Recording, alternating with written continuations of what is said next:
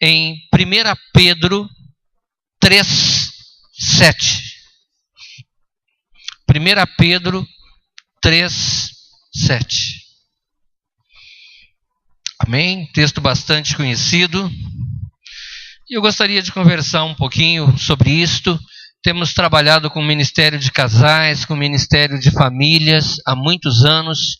É algo que realmente queima no nosso coração. E eu gostaria de conversar um pouquinho com você nesta noite sobre isso.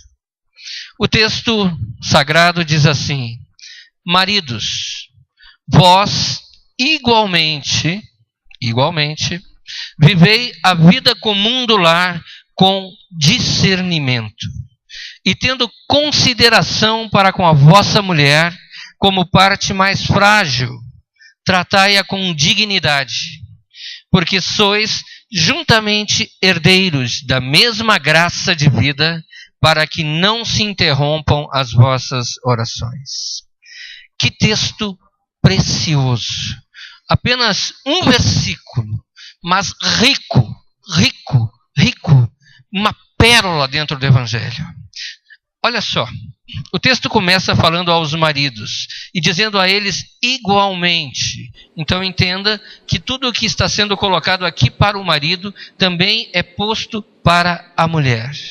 Esse texto ele fala da importância de vivermos a vida comum do lar com discernimento, com inteligência, com sabedoria. Mas o que vem a ser esta vida comum do lar? Irmãos, é a vida que todos nós vivemos. É a vida onde tem o relacionamento marido e mulher, mãe e filhos, pai e filhos. É o dia a dia, é a rotina da tua casa. Esta é a vida comum do lar. É muito comum, quando nós trabalhamos com casais, nós nos defrontarmos com a seguinte situação.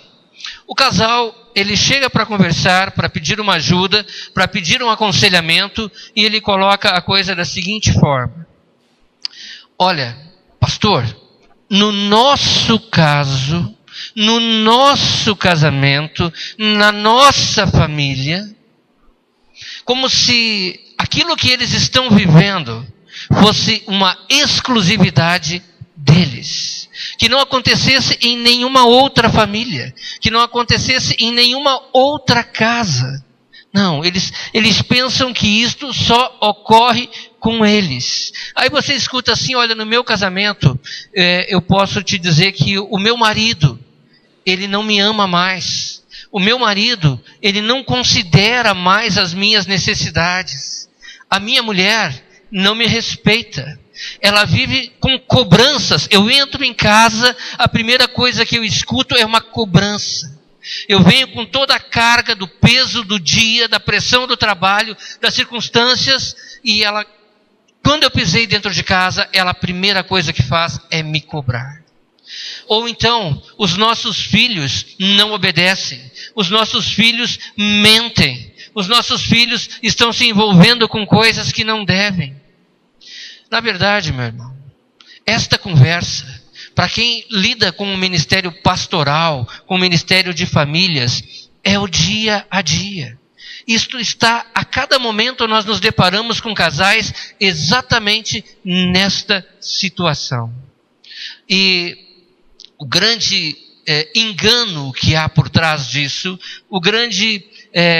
a grande sutileza que o diabo coloca para enredá-lo, é que ele faz você pensar que esta situação só ocorre contigo, só ocorre com teu marido, só ocorre com a tua mulher, só ocorre com os teus filhos. Dentro da igreja é impossível que outras famílias que você vê domingo após domingo, felizes, alegres, louvando a Deus, estejam passando por conflitos como esse. E isto traz vergonha ao teu coração. Traz vergonha e te impede muitas vezes de buscar ajuda, de buscar o conselho, de buscar o apoio de Deus para curar a tua vida. Mas eu quero te dizer que esta vergonha é também algo que precisa ser rompido, porque por trás da vergonha muitas vezes existe o orgulho, o medo de se expor. O que vão pensar de mim? Eu já sou cristão há tantos anos, eu já sou até líder dentro dessa igreja. O que pensarão de mim se eu abrir o meu coração e colocar uma luta, uma dificuldade que eu vivo no dia a dia?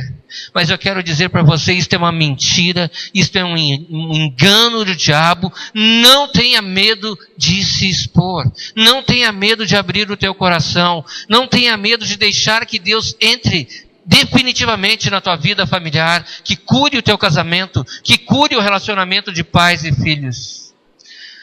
Eu gostaria que você prestasse atenção comigo agora, nesse versículo que nós lemos. Eu creio que esse versículo, se nós ficássemos apenas nele, e nós não vamos ficar, nós já seríamos tremendamente abençoados e poderíamos ir embora. Olha o que está escrito ali.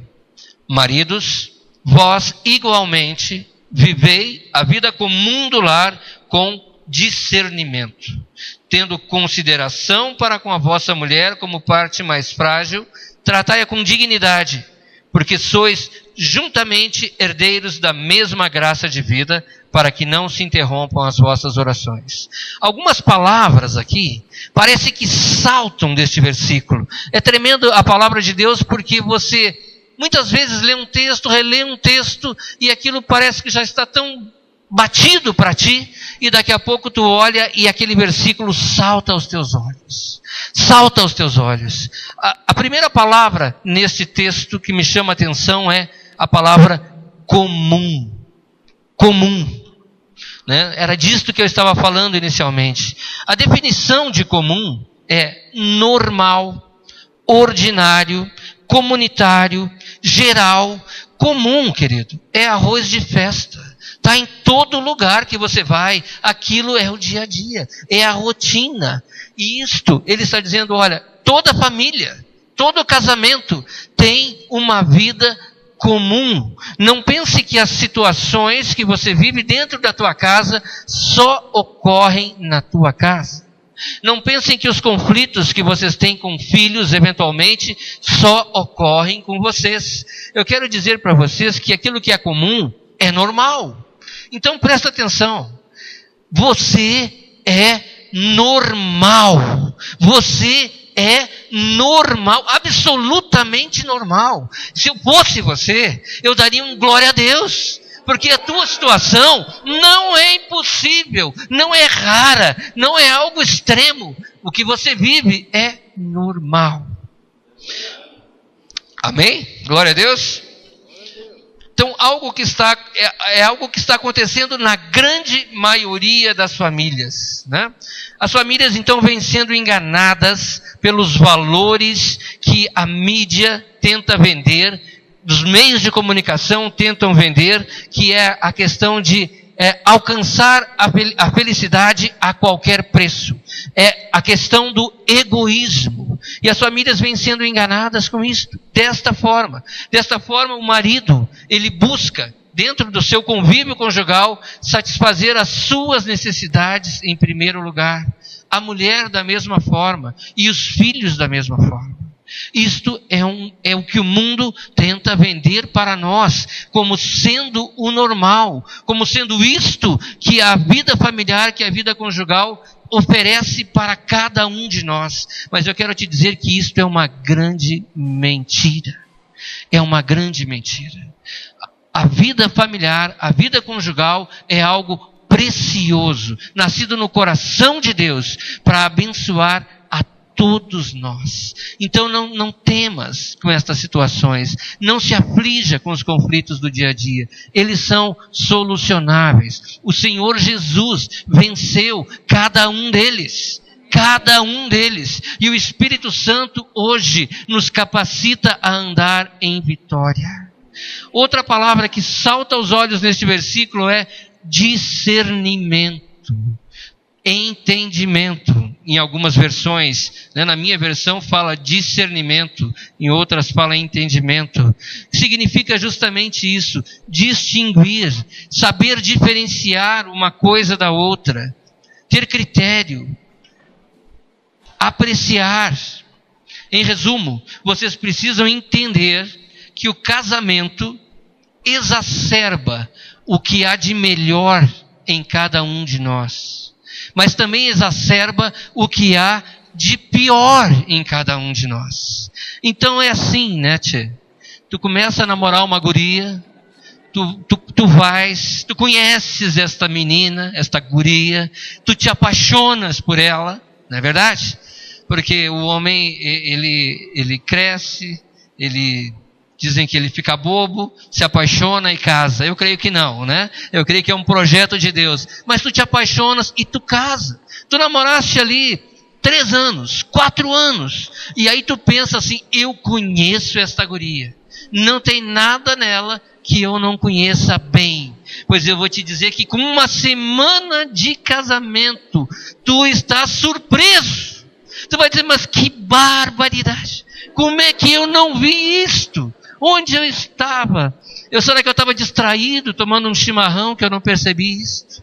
Mas é assim. E não é só contigo. Todos são assim, né? Então o casamento, ele vai destacar todas as tuas qualidades. Todas. Mas tenha em mente que todos os teus defeitos, eles vão também se revelar sem sombra de dúvida. Porque você não pode viver constantemente ao lado de uma pessoa usando máscaras. Você pode usar máscaras por um tempo. Você está namorando, você está bonitinho, você põe aquela máscara de romântico, de apaixonado, e você vai lá e impressiona a menina. Né? Ela coloca aquela máscara de uma menina doce, meiga, né? Carinhosa, que não te contraria em coisa nenhuma. Mas casa com ela para ver. Casa com ele para ver. É assim. Então, todas as tuas manias, todas as tuas esquisitices, elas vão se revelar totalmente. Não tenha dúvida disso. Por isso, nós precisamos discernir espiritualmente o que está por trás das ações. Por que meu marido tem agido desta forma? Por que minha mulher tem agido desta forma? Por que meus filhos se comportam assim? Nós precisamos discernir que sentimentos, que emoções, que forças espirituais os movem para que se comportem desta forma. Nós precisamos viver, como diz o texto, com discernimento. Quem tem influenciado o meu marido? Quem tem influenciado a minha mulher? Quem tem influenciado o meu filho? O que ele está lendo? Com quem ele está convivendo? Do que ele está se alimentando? Do que ela está se alimentando? Porque isto é o que vai fazer com que as ações sejam uma expressão daquilo que está no coração dele. Então nós precisamos discernir e não apenas criticar, condenar, acusar, porque isso é muito fácil. É muito fácil, né? A tua esposa olhar para ti e dizer assim, mas tu não tem jeito mesmo. Tu sempre queima a água do chimarrão, estraga tudo. Né? Mas por quê? Porque ele está ali pensando, esta mulher não toma chimarrão comigo. Ela não me dá atenção. Né? E ele fica tão preocupado com isso que ele não percebe. E da mesma forma a esposa. Então entenda, procure revelação em Deus, o que move o coração da pessoa. Outra palavra que está nesse versículo é consideração. Olha que coisa tremenda, que coisa maravilhosa. Consideração significa respeito, estima, dar importância a alguém. O respeito é a base para todo e qualquer relacionamento. Não é possível você ter uma vida conjugal e familiar saudável onde não existe mais o respeito. Existem dias dentro do casamento que você ama o teu cônjuge de uma maneira maravilhosa, como você jamais pensou que poderia amar. Você ama 110%. Existem dias que você ama menos, né? Você ama 50%. Existem dias que você nem ama, não é verdade? Aquele dia que só as esquisitices, só as manias, só as chatices, você olha e diz assim, eu estou casado, né? eu tenho que honrar essa aliança, mas tem dias que você não ama. porque as decepções, porque os desapontamentos, porque as frustrações têm castigado o teu coração. Mas isto não pode, de forma alguma, abalar o respeito que você tem pelo teu marido, pela tua esposa, pelos teus filhos. Esse dia em que você talvez não esteja bem emocionalmente, não te dá direito de faltar com respeito, de destratar, de depreciar. Não te dá o direito. Não te dá o direito. Sabe, esposa, nesse dia, eu vou te contar um segredo. Eu vi um homem de Deus falando outro dia, né, sobre a água ungida. Talvez vocês já tenham ouvido falar sobre isso, né? A gente escuta na TV, vê, né, vários pregadores, e eu vi um homem de Deus falando para casais sobre a água ungida. Eu acho, o discernimento que eu tenho, que a água ungida é para estes dias. Porque você olha para o teu marido e você tem vontade de falar tudo aquilo que está no teu coração. Aí você pega aquele copo de água ungida, abençoada, que você já orou, e você toma aquela água, mas você não engole. Você fica com ela na boca. E ele fala, e você... Você não diz nada, porque daquele dia, tudo que você for falar, não vai ser bênção, porque você está disposta a agredi-lo. E eu acho que, já que não posso usar o exemplo da água ungida para o marido, então do chimarrão ungido. Aí fica com aquela água quente na boca. Espetáculo, porque água quente na boca é para macho, né? Então, queridos, onde não há respeito, não há honra, não há consideração, não há admiração. A falta de respeito, ela mata os teus sentimentos por qualquer um. E se você quer ser respeitado, se você quer ser respeitada, respeite o teu marido, respeite a tua esposa, respeite os teus filhos. Outra palavra neste versículo que salta aos meus olhos é frágil. E aqui eu acho que pega muito mais para os maridos, né? Porque o texto está dizendo que a mulher é a parte mais frágil. E frágil é aquilo que se quebra com facilidade. É aquilo que é delicado. Uma criança é frágil, né? Um cristal é frágil, uma rosa é frágil. E o texto está dizendo isso, olha, a mulher é a parte mais frágil. E o entendimento, o discernimento que eu tenho disto é, a mulher é a parte mais frágil, espiritualmente, fisicamente e emocionalmente. Você precisa entender isto. Você é o sacerdote da casa. Você é o guerreiro, você é o valente, e muitas vezes você vai ter que se colocar entre aquilo que está afligindo a tua esposa e ela. Você está desta forma, protegendo. Então, querido, você não pega algo frágil e trata de qualquer jeito. Você não pega o teu celular e joga dentro do teu carro de qualquer jeito, joga no chão, não. Você faz isso com todo cuidado. Que dirá a tua esposa? Que dirá o teu filho? Mas aqui a ênfase que eu quero dar é em esposa. Marido, não seja estúpido. Não seja estúpido. Discerna isto. A tua esposa é frágil. Deus coloca na tua mão uma pedra preciosa. Algo raro. Aprecie com moderação. Já viram isso em algum lugar? Aprecie com moderação. Na verdade, a mulher foi enganada. Não é verdade? O Carlos leu um texto lá em Gênesis que falava que a mulher foi enganada, não o homem. Porque o homem é o sacerdote. Então nós temos que ter este cuidado para protegê-la. Queridos, eu não sei se já deu para perceber, não é que eu queira forçar, mas eu sou lá do Rio Grande do Sul, né? Então, eu creio que se eu não falo, vocês não iam nem desconfiar, né? Mas eu preciso revelar, isso é um segredo que eu tenho que contar para vocês, né? E lá no Rio Grande, sabe que os homens, eles são assim meio chucros, né? Como se diz, aqueles guasca de fora, né? Então, eles nem sempre percebem essa situação e são tão delicados, tão gentis, tão amorosos com as suas esposas, né? Eu preciso até agradecer para os irmãos, porque eu já estou aqui no Paraná há mais de 20 anos. Então eu já sou quase um paranaense, né? Então quando eu vim lá do Rio Grande, eu não prestava atenção nessas coisas. Mas assim, com o convívio com os irmãos aqui no Paraná, eu fui me tornando mais sensível, sabia? Fui me tornando mais delicado, mais gentil. Fui deixando toda aquela grossura peculiar do Rio Grande amado de lado. Então eu sou grato aos irmãos por isso. Glória a Deus. Glória a Deus, né? Aliás, se você, marido, você quer ouvir da tua esposa aquela frase que move o teu coração, aquela frase que é assim: eu também te amo.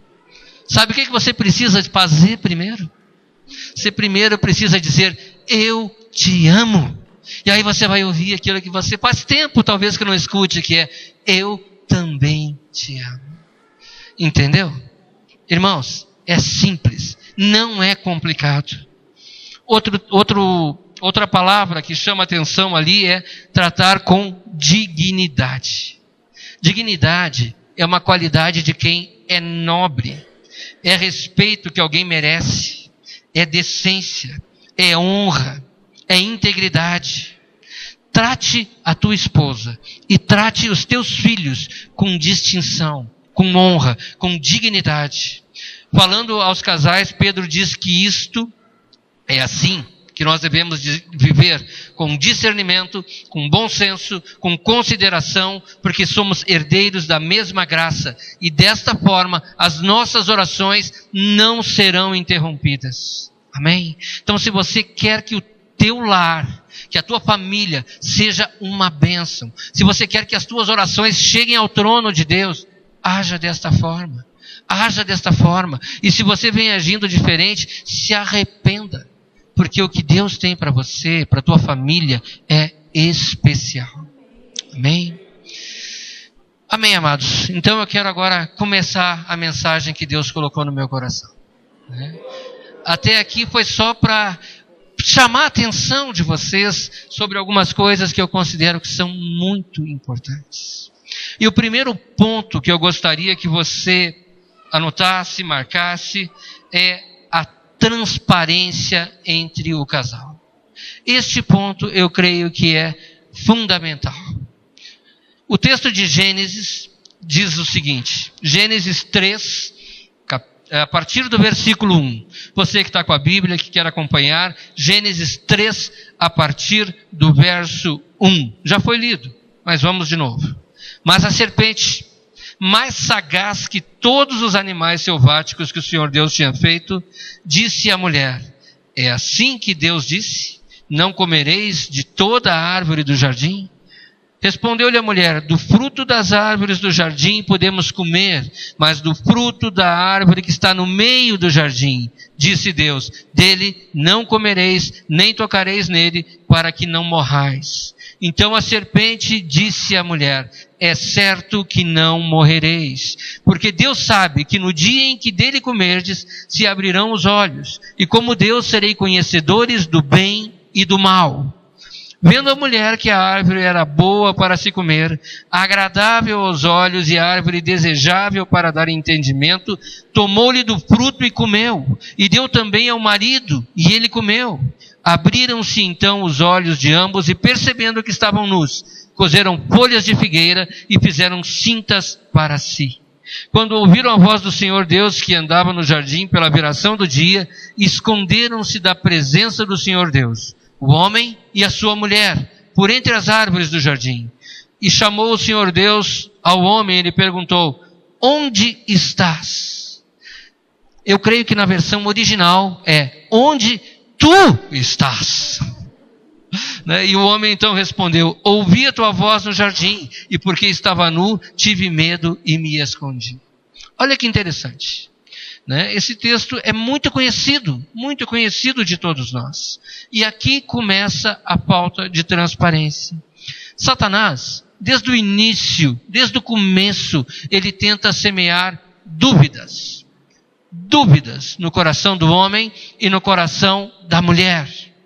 Primeiramente, ele tenta colocar dúvidas no coração do homem em relação a Deus. Será que Deus me ama? Será que Deus vai me abençoar? Será que os sonhos de Deus para a minha vida são realmente bons? Será que as palavras proféticas que eu recebi para a minha vida irão se cumprir? Então Satanás, ele tenta agir da mesma forma que ele agiu com Eva, semeando dúvida, semeando confusão, primeiramente do homem e da mulher em relação a Deus, e depois um para com o outro e para com os seus filhos. Quando num casamento os cônjuges abrem mão da proteção da aliança estabelecida por Deus, deixando de confiar nele e passam a depender da sua força para amar, para honrar, para servir e para darem-se um ao outro, eles se tornam totalmente vulneráveis às mentiras do inimigo.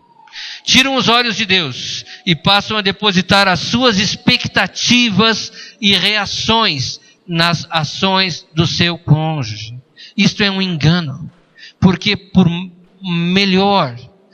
mais bem intencionado que o teu marido seja, ele não vai necessariamente corresponder a 100% das tuas expectativas. E da mesma forma a tua mulher, em algum ponto, vai te desapontar. Por isso, não tire os olhos de Deus. Não tire os olhos de Deus, dependa dele para ser uma bênção para o teu cônjuge, para o teu marido, para a tua mulher, para os teus filhos.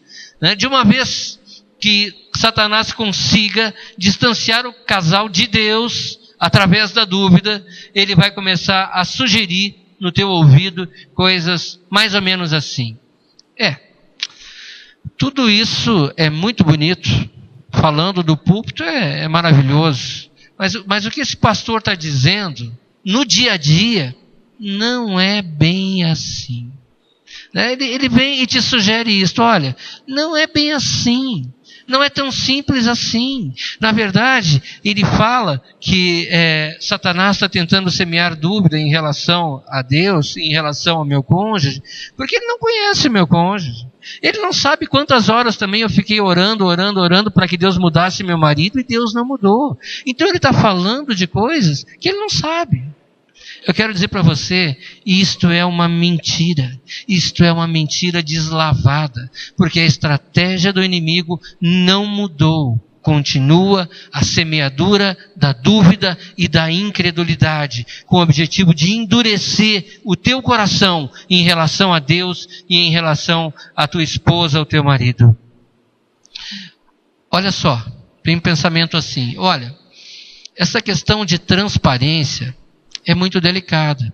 Aliás, eu não posso contar tudo para o meu marido. Eu não posso contar tudo para minha esposa. Uma pequena omissão, uma pequena mentira, vai evitar um desgaste. E aquilo vai ficando uma rede. Aquilo vai ficando uma coisa sem fim. Uma mentira leva a outra. Uma omissão leva a outra. E você vai ficando cativo disso. Eu quero fazer uma pergunta agora. Só estão os maridos aqui, certo? As esposas não estão aqui. Então, maridos, fiquem absolutamente tranquilos para responder o que eu vou perguntar para você. Bem? A tua esposa, ela sabe quanto que tu ganha. Ela sabe exatamente quanto que tu ganha. Ou tem uma parcela do teu salário que você deixa reservado, que esta é um segredo, para usar para mim, usar para algumas outras coisas que eu não quero que ela saiba. Será? Você é macho mesmo para dizer para tua esposa exatamente quanto que tu ganha? Não tem nada em oculto? Agora, esposas, só estamos nós aqui, tá certo? Teu marido saiu, foi tomar água, foi no banheiro. Então eu vou te perguntar uma coisa aqui. Você que trabalha fora, o teu marido sabe quanto que tu ganha? Não, melhor do que isso, ele sabe quanto que tu gasta. Eu acho que aí a coisa é mais relevante, é mais importante, né? Porque tem esposas que trabalham fora e ganham um bom salário, mas gastam 2 vezes aquele salário. Né? Então, não é tão relevante o marido saber quanto que ela ganha, mas saber o que ela gasta. Então tem a seguinte situação. A esposa, né, ela tem o seu maridinho, queridinho, mas ele é um cara assim um pouco inseguro. Ele não é aquele cara que tem uma pegada. Não é aquele cara que diz, não, querida, agora não dá, agora não é hora, vamos aguardar, o orçamento está apertado. Daí ela pega e ela ganha bem, gasta bem, e ela vai numa loja e ela compra mais um sapato, mais uma sandália, porque os 44 que ela tem em casa não são suficientes. Não é verdade? Você quer ganhar dinheiro? Abre uma fábrica de sapato, de bolsa, de acessórios, você vai enriquecer. Você vai enriquecer, né? Então a esposa vai lá e compra. Mas ela sabe que se ela aparecer com aquela bolsa, com aquele sapato, aí o marido vai reclamar. Mas mulher, o nosso orçamento está justo, está apertado, e tu vai lá e compra, não é possível. Aí o que ela faz? Ela guarda aquilo. Porque na verdade ela não ia perder aquela promoção especial. Então ela guardou. Aí ela deixa 3 meses guardado. E num belo dia, eles vão sair, vão no culto de casais, né? E ela então se produz toda, fica bonitona, põe aquele vestido novo que estava escondido, põe aquele sapato novo. E o marido olha assim e diz, nossa, roupa nova? Aí ela pega e diz para ele assim, roupa nova, eu já tenho esse vestido há 3 meses, você não olha para mim, você não tem olhos para mim, você não repara em mim. E ainda faz uma chantagem emocional, que o marido, coitado, fica desesperado. Aí ele pega e diz assim, querida, já que não é novo, eu vou te dar uma oferta aqui, você vai lá e compra alguma coisa nova. Não é assim? Isto é falta de transparência. Falta de transparência de uma forma prática, no dia a dia. Eu estou sendo aqui explícito é o dia a dia. Não adianta falar de coisas espirituais se as carnais não estão resolvidas. Isso é o dia a dia, não é verdade? Olha só, vocês agora, marido e mulher, está todo mundo aí, né? Vocês têm as senhas um do outro, do celular, do Facebook, do e-mail, tem senha.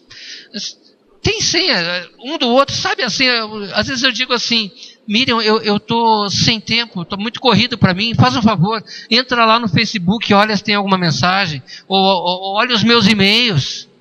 Sabe, é uma tranquilidade, sabe por quê?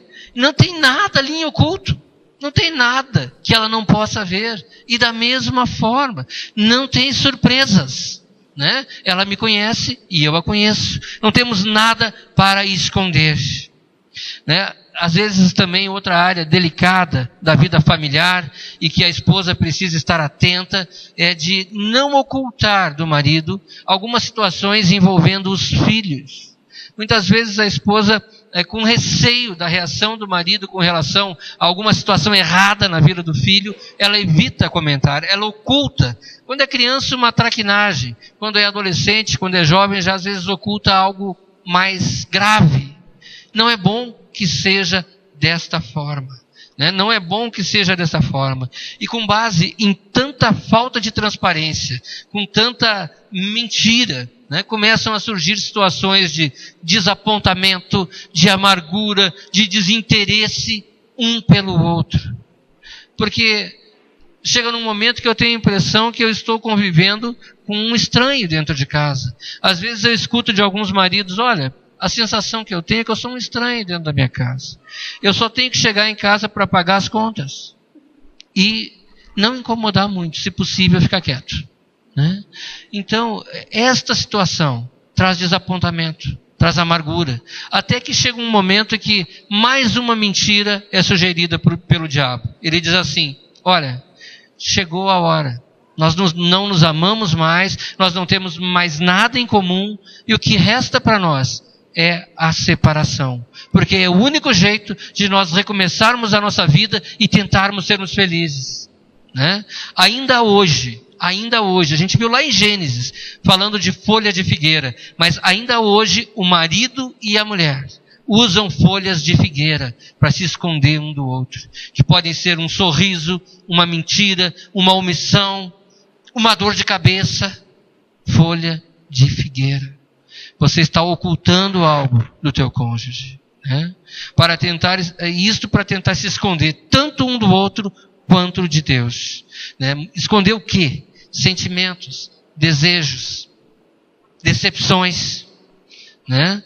Na verdade, quando você oculta alguma coisa, um pecado, por menor que seja, que você oculta alguma coisa, você está estabelecendo um segredo entre você e o diabo. Que legal, né? Guarda o meu segredo aí, diabo. Isso aqui não pode aparecer. E você se torna refém dele. Por isso, você precisa ser totalmente transparente. No mundo, vocês já ouviram isso. As pessoas começam a dizer assim: olha, eu sou muito próximo daquela pessoa. Aí eu chego e digo assim: eu estou contigo e não abro. Não é verdade? Eu já quero te dizer que para que você possa viver a vida familiar, a vida conjugal, com a presença de Deus, com o poder de Deus no teu casamento, você tem que olhar para a tua esposa, você tem que olhar para o teu marido e dizer assim: eu estou contigo e abro. Eu abro. É isso. Não tem nada para esconder. O padrão de transparência que havia antes da queda era nos 3 níveis: espírito, alma e corpo. E este é o padrão de transparência que Deus deseja que você alcance no teu casamento, com a tua esposa e com os teus filhos. Aliança de casamento significa morte para a vida independente. Não existe mais o eu, existe apenas o nós. Isto é uma aliança de casamento, segundo o padrão bíblico. Segundo ponto que eu quero que você preste atenção, que é fundamental na vida do cristão, é o perdão. Perdão é central, é fundamental, é inegociável, né? E também é uma coisa muito fácil de fazer. Todos nós, o que mais gostamos de fazer, o que mais temos facilidade de fazer, é perdoar alguém que nos ofendeu. É perdoar alguém que nos desapontou, não é verdade? É a coisa mais fácil. A pessoa te diz uma mentira e tu diz: eu te perdoo, eu te amo. Aí ela te trai e você diz: eu te perdoo, querido, eu te amo. Não vou fazer nada para te ofender. Perdão, embora seja algo central, é algo difícil. É algo difícil para o coração do homem. Para que haja transparência, é necessário confissão de pecados. A casa precisa estar alicerçada sobre a rocha. Quando pecamos e nós confessamos os nossos pecados, a Bíblia diz que nós somos perdoados. E na verdade, a grande necessidade que nós temos, que a nossa alma tem, é de ser perdoada. E também de perdoar. Esta é a grande necessidade que nós temos. Agora, tem uma coisa aqui que eu acho que é muito, muito séria. E você precisa refletir sobre isso. Existe um texto em Tiago. O texto em Tiago 5,16. Olha o que está escrito no texto sagrado. Portanto, confessem os seus pecados uns aos outros e orem uns pelos outros para serem curados. A oração do justo é poderosa e é eficaz. Nós sabemos que quando nós pedimos perdão a Deus, nós somos perdoados. Mas o texto de Tiago diz que se nós confessarmos os nossos pecados uns aos outros, nós seremos sarados. Seremos curados. Quantas pessoas vivem opressas, deprimidas, enfermas, com receio que aquele pecado que ela já pediu perdão a Deus, mas que não abriu para o seu cônjuge, surja a qualquer momento de uma forma inesperada. Venha à luz de uma hora para outra. E aquela situação possa destruir todos os seus sonhos, todos os seus projetos, como casal, como família. Meu irmão, não tenha medo de abrir o teu coração. Não tenha medo de confessar ao teu cônjuge. A palavra fala que quando nós não confessamos, nós somos entregues aos verdugos, aos torturadores. Nós precisamos confessar. Mas você pensa assim, poxa vida, mas se eu contar aquilo que eu fiz, ela nunca vai me perdoar. Eu creio que existem situações que realmente são muito, muito delicadas. E eu vou contar uma coisa para vocês. Quando a gente começou a trabalhar com casais há 18 anos, muitas coisas foram aparecendo e nos surpreendiam. Hoje, depois de tantos anos trabalhando com casais, né, você pensa que já viu tudo. Mas não viu tudo. Quando você pensa que já viu tudo, não viu.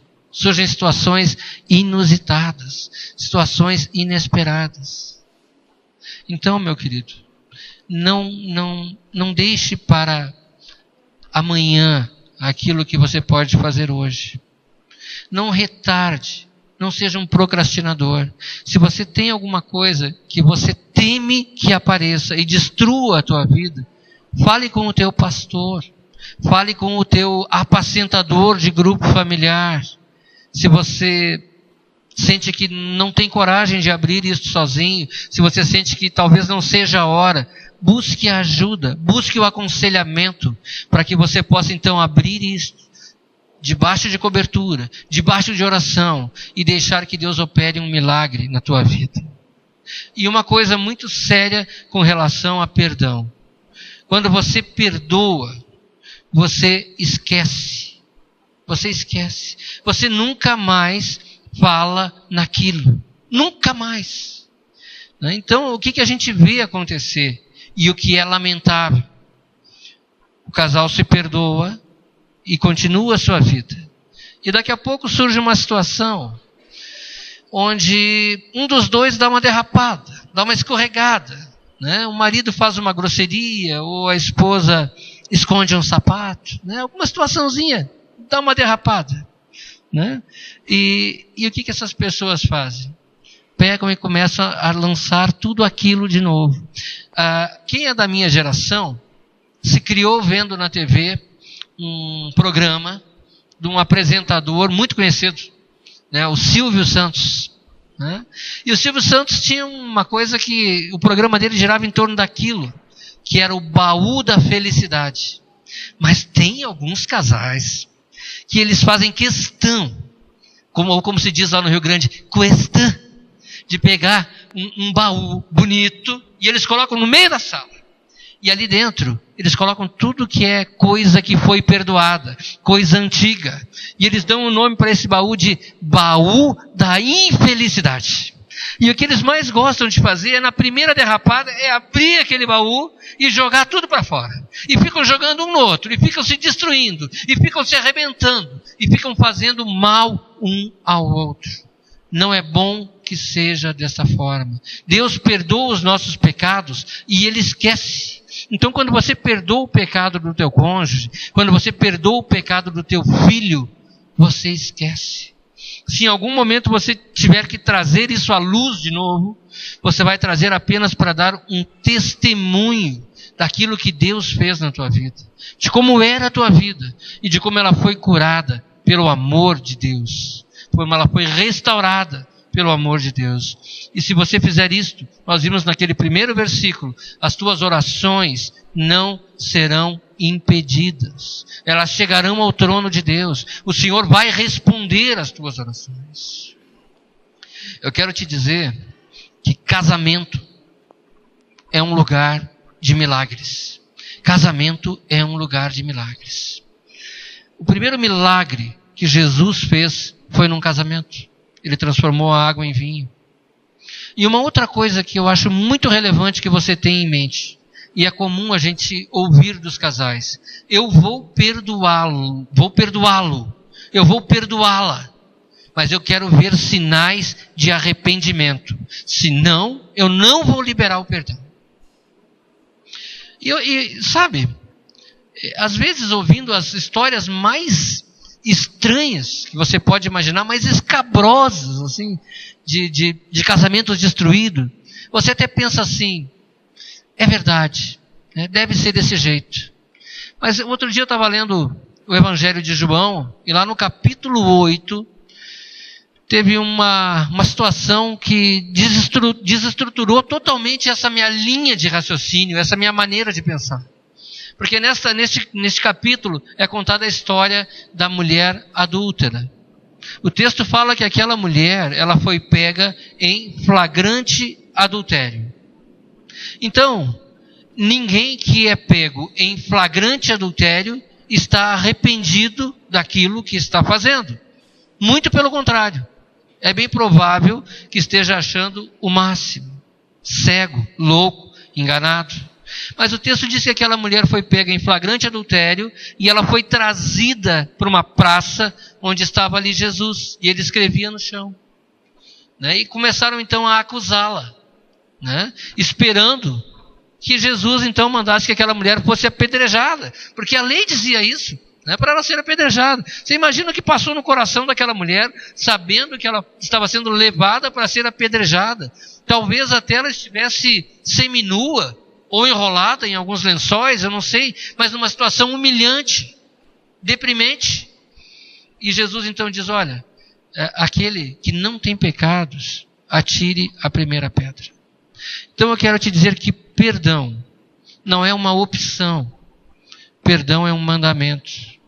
E nada pode te impedir de perdoar o teu marido.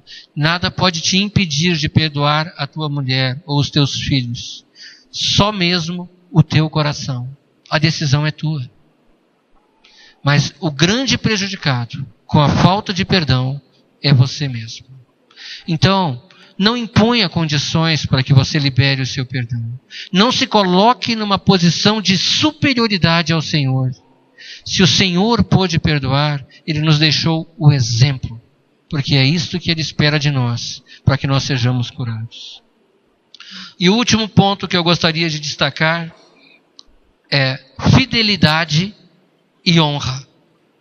Existe um texto em Hebreus, capítulo 13, verso 4, que diz assim: o casamento deve ser honrado por todos. O leito conjugal conservado puro, pois Deus julgará os imorais e os adúlteros. Honrar é distinguir, é valorizar, é colocar no lugar mais alto, é tratar em alta conta. E o texto diz que o casamento deve ser honrado.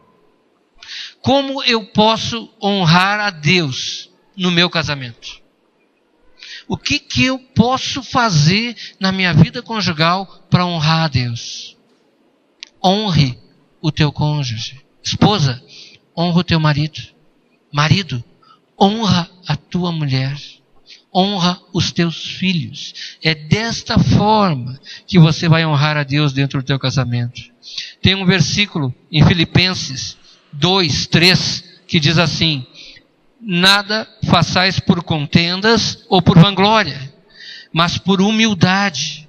Cada um considere os outros superiores a si mesmo.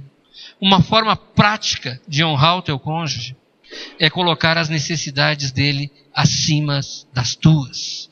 Marido, coloque as necessidades da tua mulher como superiores, como mais importantes que as tuas. Mulher, da mesma forma, coloque as necessidades do teu marido como mais importantes. Esta é uma maneira prática de trazer para o dia a dia o como honrar a Deus dentro do teu casamento. Eu não sei quanto aos irmãos, mas eu tenho um privilégio. Meu trabalho é externo e todos os dias eu tenho tempo de vir almoçar em casa. Então, além de almoçar em casa e de desfrutar de um almoço gostoso, especial, feito com amor para mim, pela minha esposa, diariamente, eu tenho a oportunidade de tirar um cochilo depois do almoço. Existem estudos científicos que dizem que isso faz muito bem. E eu tenho esse privilégio. Mas, quando eu me acordo, sabe o que acontece? Eu desço até a cozinha antes de sair, e ali está a minha esposa, me esperando, com duas coisas: um beijinho e um cafezinho a recém-passado. Tu já pensaste? Isso é muito privilégio. Mas sabe o que é isto? É honra. É honra. Ela está fazendo isso para me agradar. Porque é uma maneira dela me honrar. E é uma maneira dela honrar a Deus. Então procure conhecer qual a linguagem de amor que toca o coração do teu marido, da tua mulher. São atos de serviço, é o toque físico, são palavras de incentivo, é tempo de qualidade, são presentes. O que toca o coração do teu cônjuge? Descubra isso. Não é difícil. Isso é fácil de observar. E coloque em prática para honrar o teu cônjuge. É isto que Deus espera de nós. Para que um homem consiga desempenhar o seu papel de sacerdote, de líder, de provedor, de tranquilizador, de pai, de amante, ele precisa ser respeitado por sua esposa. Ele precisa ser estimulado por sua esposa. Através da atitude da mulher, ela ajuda o seu marido a ser confiante, admirado e respeitado. Para que a tua esposa possa desempenhar o papel de auxiliadora, apoiadora, administradora, mãe, educadora e amante. Para ser aquela mulher virtuosa lá do livro de Provérbios, ela precisa ter certeza de uma coisa, do teu amor, Porque na verdade, aqui em Pedro, ele sintetiza, porque muitas são as necessidades do homem e da mulher, mas ele sintetiza, ele diz assim, maridos, amai as vossas esposas, as vossas mulheres. Por quê? Porque a necessidade básica da mulher é ser amada. E ele diz, mulheres, sejam submissas aos seus maridos. Não é no sentido de uma submissão como a sociedade diz que é, mas é um sentido de respeitar a autoridade do marido, porque esta é a necessidade básica dele. Finalizando, existe um versículo que tem sustentado o meu casamento. Na verdade, esse versículo, este ano eu vou fazer, eu casei com 21, esse ano eu vou fazer 30 anos de casado. Não parece, né? Parece um jovem, né? Mas não, 30 anos de casado. Sabe por que parece um jovem? Porque minha esposa cuidou muito bem de mim. E eu dela. Mas é o seguinte, esse versículo aqui, o padre falou para nós no dia do casamento. Porque eu me casei numa igreja católica. E olha só isso. Mateus 7, 24. Portanto, o que ouve estas minhas palavras e as pratica é como um homem prudente que construiu a sua casa sobre a rocha.